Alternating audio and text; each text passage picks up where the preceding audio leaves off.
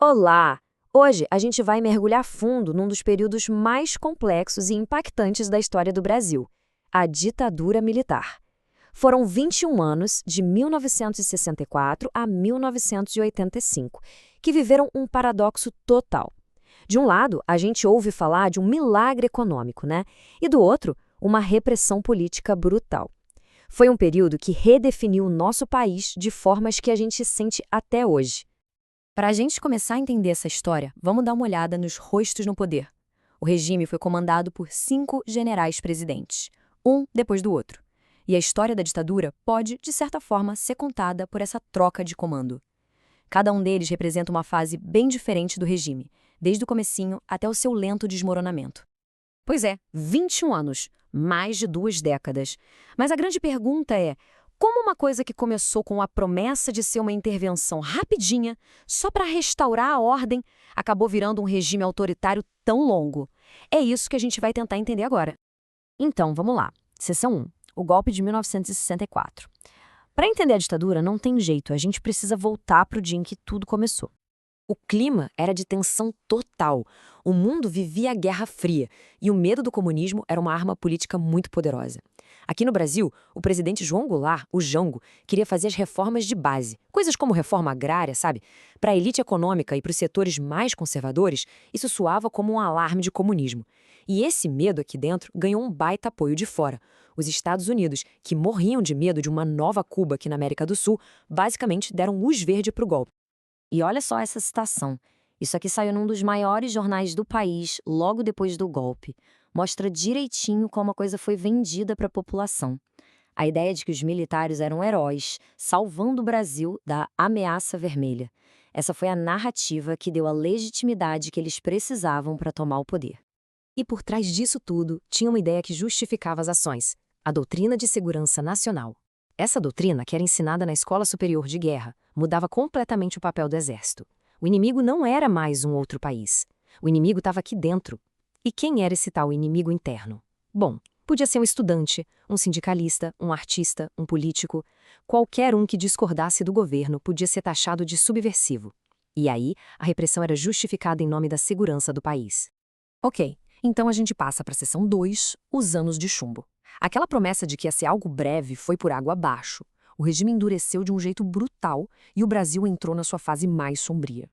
Mas fica a pergunta, né? Como é que o regime foi de uma intervenção para botar ordem para uma repressão tão violenta?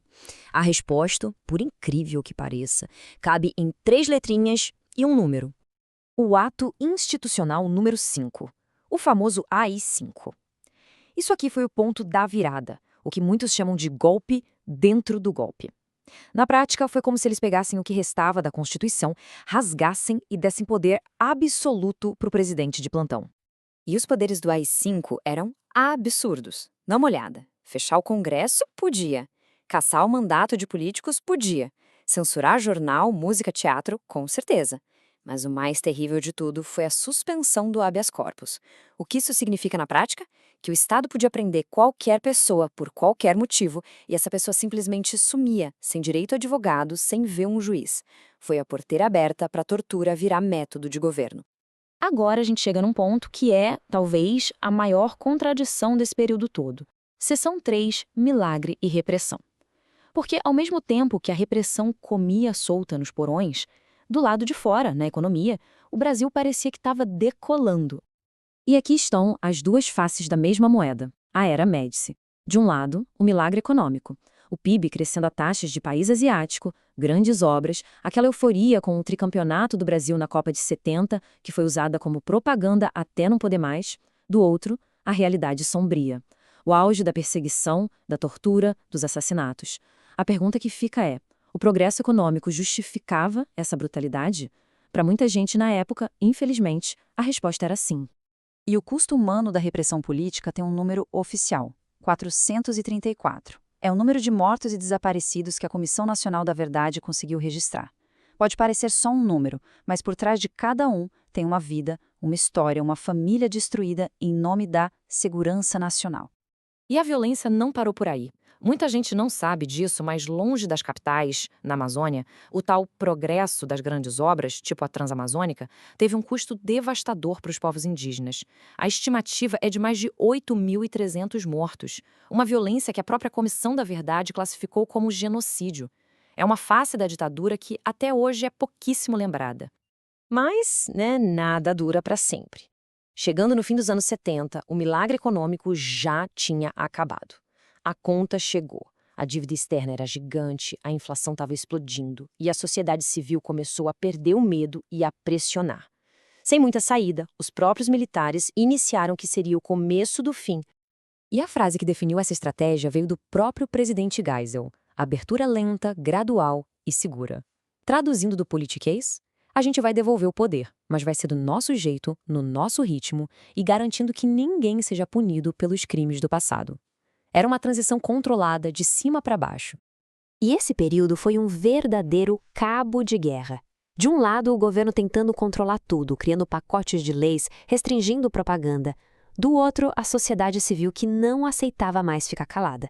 O partido de oposição, o MDB, começou a ganhar eleições. Greves gigantes pararam o ABC Paulista. E um movimento popular enorme estava prestes a tomar as ruas do país. E esse movimento foi o Direta e Já.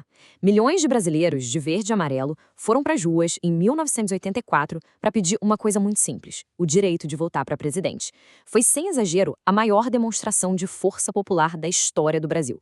Um recado claro de que o tempo dos generais tinha acabado. E vamos para a parte final, seção 5, o fim do regime. No fim das contas, a emenda das Diretas Já acabou sendo derrotada no Congresso numa noite de frustração nacional. Mas, politicamente, o estrago para o regime já estava feito. A volta da democracia era só uma questão de tempo. Então, o que deu o golpe de misericórdia? Foi uma tempestade perfeita.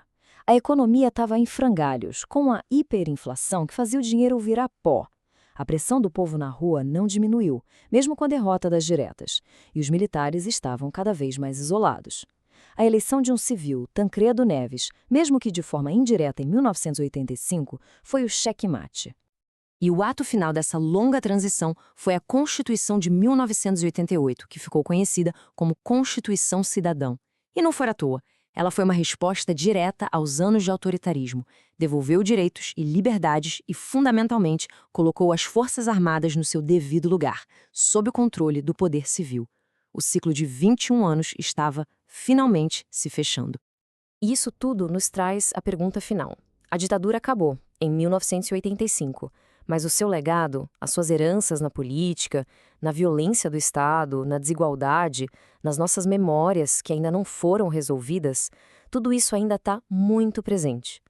Entender esse período, no fundo, não é só olhar para o passado, é uma chave para a gente entender o Brasil que a gente vive hoje.